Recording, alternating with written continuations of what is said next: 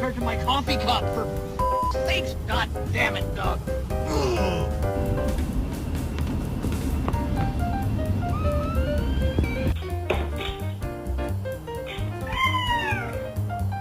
Oh my God, you're so beautiful. Excuse me. Hello, my love. Yeah, you're adorable.